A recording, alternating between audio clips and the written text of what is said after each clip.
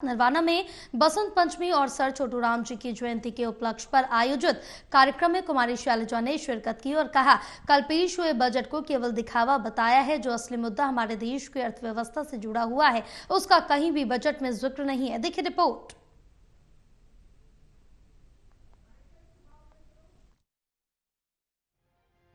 नरवाना में बसंत पंचमी और सर छोटू राम जी की जयंती के उपलक्ष्य पर आयोजित कार्यक्रम में कुमारी शैलजा ने शिरकत की और कहा कि हमारे महान पुरुषों का हमारे देश के निर्माण में हम याद रखते हैं।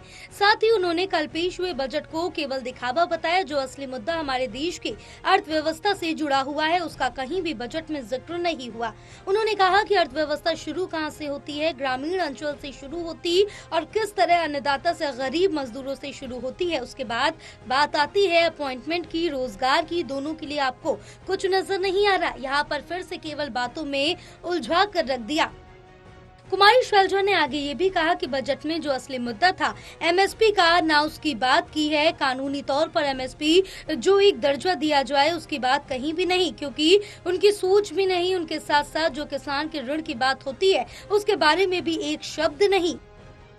और एक बार फिर इस बजट ने दर्शा दिया है कि केवल दिखावा और बातें, और जो असली मुद्दा हमारे देश की अर्थव्यवस्था से जुड़ा हुआ है वो है कि अर्थव्यवस्था शुरू कहाँ से होती है। ग्रामीण अंचल से शुरू होती और किसान से, अन्नदाता से, गरीब मजदूर से शुरू होती।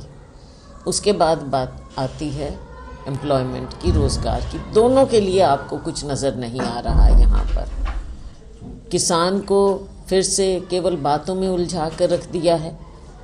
जो असली मुद्दा था एमएसपी का, ना उसकी बात की है। कानूनी तौर पर एमएसपी को जो एक दर्जा दिया जाए उसकी बात कहीं भी उन्होंने क्योंकि सोच भी नहीं। कुमारी शैलजा ने ये भी कहा कि हमारे युवा आज भी बेरोजगार घूम रहा है। उसके लिए भी अर्थव्यवस्था में कोई इस तरह का ना तो प्रावधान है। स्किलिंग की ये बात तो करते हैं लेकिन उसे कहां तक पहुंचा पाए, 10 साल के बाद वो आंकड़ा आज तक नहीं दे पाए। और जो हमारा युवा आज बेरोजगार घूम रहा है उसके लिए भी अर्थव्यवस्था में कोई इस तरह का ना तो प्रावधान है। स्किलिंग की ये बात तो करते हैं लेकिन उससे कहाँ तक पहुँच पाए हैं 10 साल के बाद, वो आंकड़ा ये आज तक नहीं दे पाए। बजट में हरियाणा भी खाली रहा। कहीं भी कोई हरियाणा का नाम नहीं आया। कोई तोहफा देंगे, कोई इंडस्ट्री सरकारी हिसाब से भारत सरकार कुछ यहाँ पर प्रोजेक्ट थे। ऐसा लगता है कि जो यहाँ के नेता है वो अपने केंद्रीय नेतृत्व से हरियाणा के हक की लड़ाई लड़ ही नहीं सकते और कुछ मांग भी नहीं रख सकते।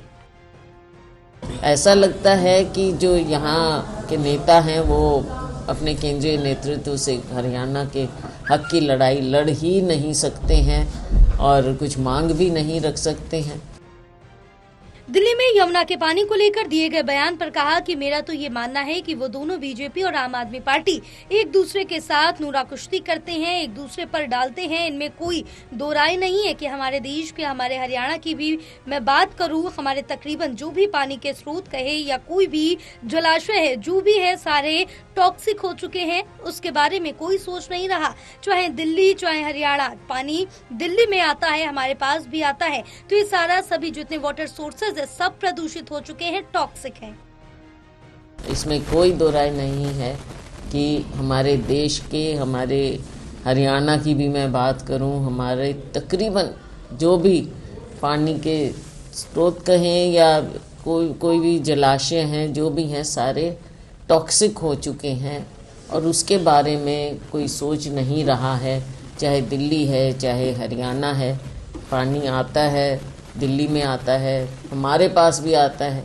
तो ये सारा सभी जितने वाटर सोर्स हैं सब प्रदूषित हो चुके हैं, टॉक्सिक हैं।